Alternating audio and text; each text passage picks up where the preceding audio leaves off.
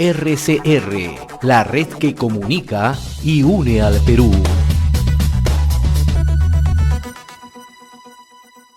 Vamos a recibir, Carlos, la comunicación. Agradecemos este contacto con el doctor Ángel Delgado, constitucionalista, para que nos dé sus reacciones ante este golpe de Estado. Doctor, buenas tardes.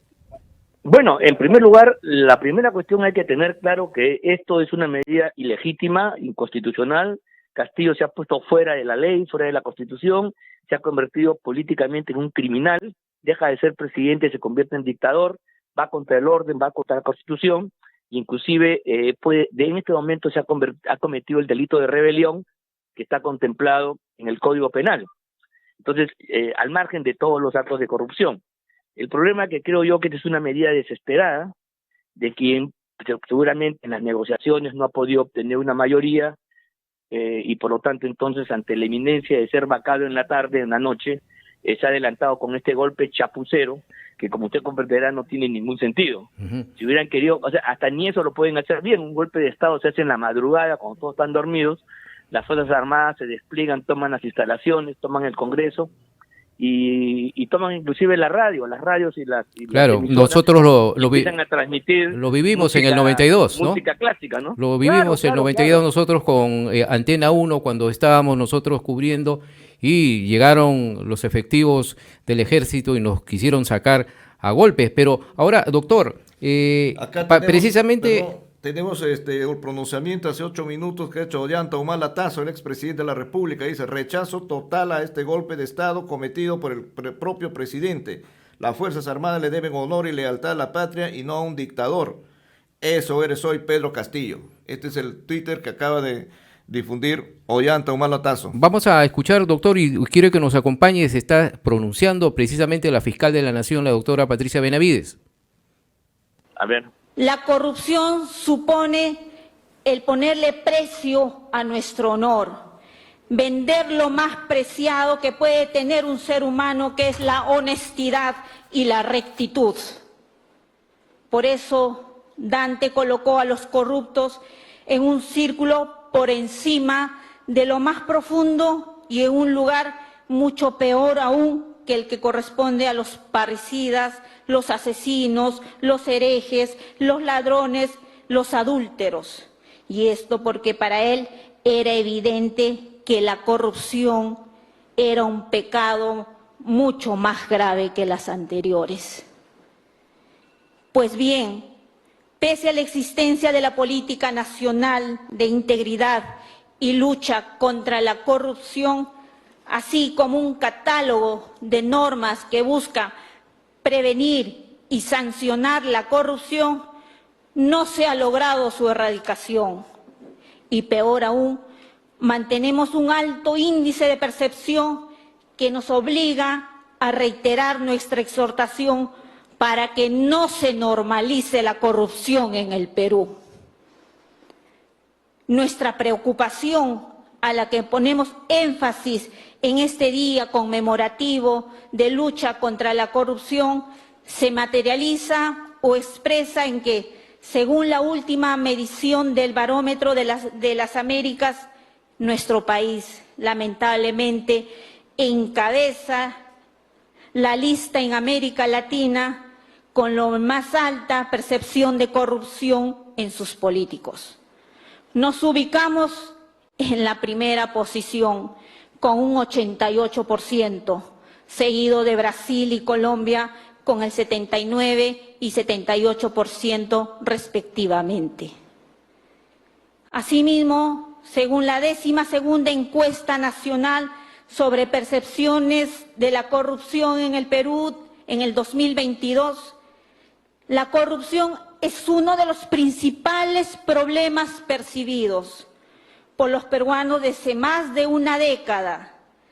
De igual manera, hoy más peruanos consideran que la corrupción ha aumentado.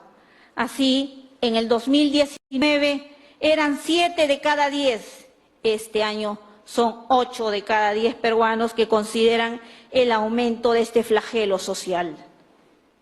Estas cifras alarmantes evidencian que la corrupción se ha convertido en uno de los factores que más índice de desconfianza en las instituciones democráticas latinoamericanas. Pero reitero, el peor peligro que afrontamos hoy como sociedad es el ya aludido de la normalización de la corrupción. Digo que es un peligro porque socava las bases mismas de la convivencia social y se constituye como un delito que afecta los derechos humanos. No podemos permitirnos como ciudadanos peruanos que nos resulte normal la coima y el robo de los caudales públicos. Por ello, el principal compromiso de nosotros como fiscales es luchar indesmayablemente contra la corrupción.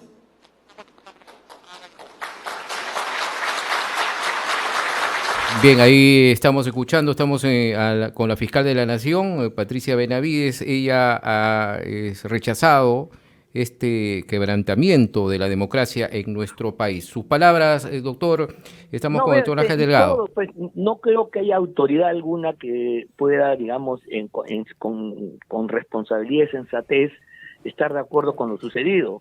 Veo que todos los ministros están renunciando. Así es, sí, sí. Acabo de ver la ministra de Chero, de Burneo, Landa y Salas. En realidad... Pero eso no le quita responsabilidad, ¿no, doctor? No, claro, pues ellos no han dado eso porque no quieren sumarse a esta aventura de un gobierno de emergencia, de una dictadura. Lo que ha pasado en el Perú es que se ha instalado una dictadura, un golpe de Estado, y la verdad, de acuerdo al artículo 46 de la Constitución, nadie debe obediencia a un gobierno usurpador y se activan los derechos de los pueblos para insubordinarse. Tenemos el derecho a la insurrección en defensa del orden legal establecido, conculcado por el dictador Castillo. Ahora, doctor, ¿cuál debe ser el pronunciamiento del jefe del Comando Conjunto de las Fuerzas Armadas? No sabemos si... Bueno, eso es lo que no sabemos. Es el único factor que me queda claro. Mira, el lagarto Vizcarra, cuando dio su golpe de Estado, tenía a su favor a la población. Eso no lo tiene Castillo. Tenía a su favor a la gran prensa, no la tiene Castillo. Y tenía a su favor al Tribunal Constitucional, no lo tiene Castillo. Y por lo tanto, entonces, el tema de las Fuerzas Armadas, que Lagarto Vizcarra lo tuvo a medias, le permitió con una foto en el Congreso, más o menos, ponerlos de su lado. Yo no creo que un año realmente Castillo haya logrado generar una corriente a su favor, con todos los desaciertos que ha cometido, y entonces sea popular en la Fuerza Armada y las Fuerzas Armadas vayan a salir a defenderlo. Un gobierno que ya abandona la legalidad solamente se basa en la fuerza bruta, en la fuerza pura, en la fuerza sin ningún tipo de control por parte del derecho.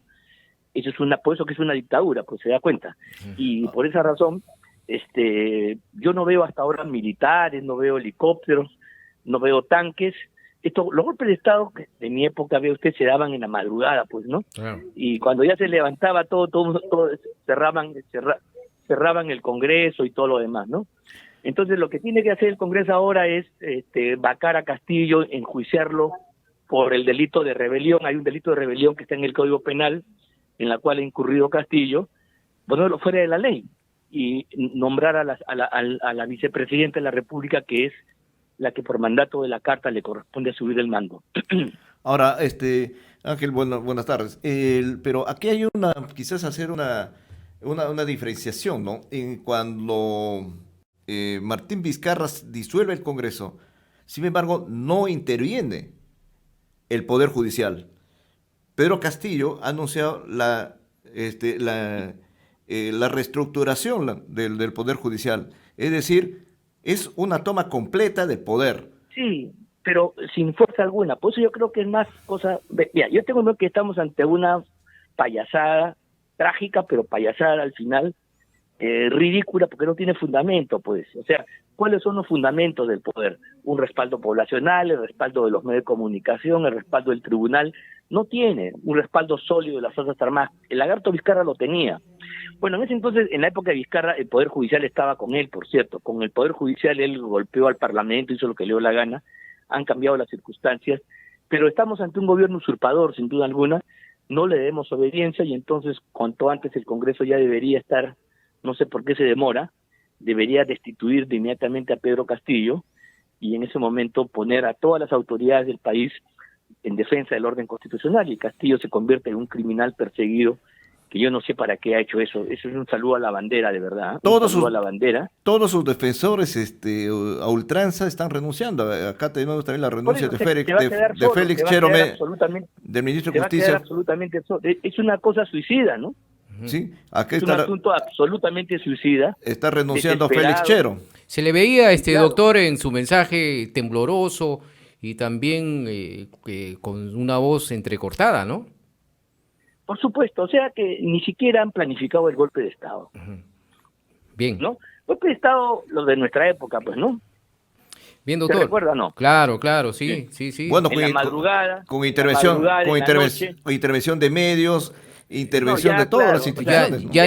El disolver de Fujimori, ¿se acuerda usted? Claro. Lo hizo un domingo en la noche, aprovechó la madrugada, cerró todo, el ejército capturó los medios de comunicación y controla la cosa, pues, ¿te das cuenta? Esto es una farsa, Esto es una farsa.